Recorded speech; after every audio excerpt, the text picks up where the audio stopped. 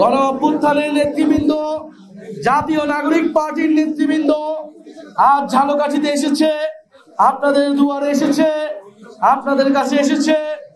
জুলাই গণ অভ্যুত্থানের পরে যে নতুন রাজনৈতিক শক্তির উত্থান ঘটেছে, সেই রাজনৈতিক শক্তি বাংলাদেশকে কিভাবে বিনির্মাণ করতে চায়, বাংলাদেশকে কিভাবে একটি নতুন দেশ হিসেবে গড়ে তুলতে চায়, সেই কথা বলতে এসেছে।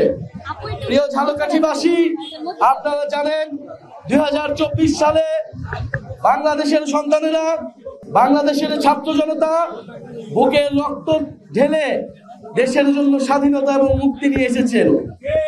ঝালকাঠিবাসীর সন্তানেরাও বুক চিতিয়ে লড়াই করেছিল। আপনারা সেই শহীদদের কে স্মরণ করুন। আমরা সেই শহীদদের প্রতি দায়বদ্ধতা থেকে আপনার কাছে এসেছি যে বাংলাদেশে একটা ফ্যাসিস্ট সরকার, একটা স্বৈরাচারী সরকারের পতনের জন্য হাজারের উপরে মানুষ মৃত্যুবরণ করেছে, কয়েক হাজার মানুষ আহত হয়েছে। এত মানুষের আত্মত্যাগের পরে বাংলাদেশের মানুষ একটু ভালো থাকতে চায়। বাংলাদেশের মানুষ ভেবেছিল এত মানুষের রক্তত্যাগের পরে তার সমস্যার সমাধান হবে। আমরাও বলেছিলাম একটা নতুন বাংলাদেশ লাগবে, শুধু আওয়ামী লীগ দেশ থেকে চলে গেলেই হবে না।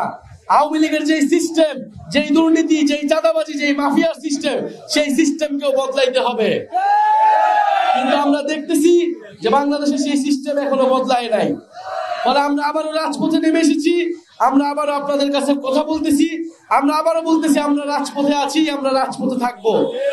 আপনাদের ঝালকাঠিবাসী নেতৃবৃন্দ ঝালকাঠি এলাকার সমস্যার কথা বললেন, নদী ভাঙনের কথা বললেন, দুর্নীতি মাদক কারবারের কথা বললেন, শিক্ষা এবং স্বাস্থ্য ব্যবস্থার যে বেহাল দশা তার কথা বললেন।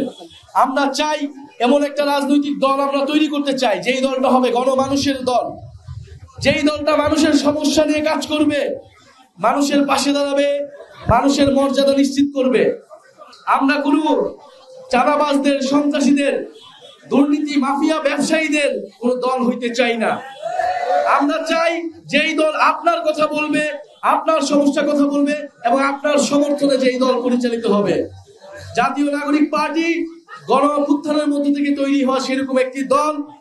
আপনাদের প্রতি আমরা বলতে এসেছি যে নতুন করে বাংলাদেশে ভয়ের সংস্কৃতি তৈরি করা হচ্ছে, বাংলাদেশে কথা বলতে গেলে থামিয়ে দেওয়ার চেষ্টা করা হচ্ছে, প্রশাসনকে দলীয়করণ করার চেষ্টা করা হচ্ছে।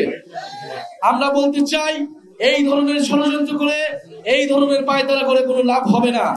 বাংলাদেশের ছাত্র জনতা রাজপথে নেমেছে, রক্ত দিয়েছে, আবারও রাজপথে নামার জন্য প্রস্তুত রয়েছে। কিন্তু আমরা বারবার রাজপথে নামতে চাই না। আমরা দেশের ভিতরে বিভাজন চাই না।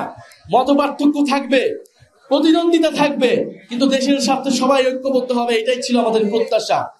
কিন্তু যদি জনগণের বিরুদ্ধে কেউ দাঁড়ায়, তাহলে তার সাথে ঐক্য করা কোনো সম্ভব নয়।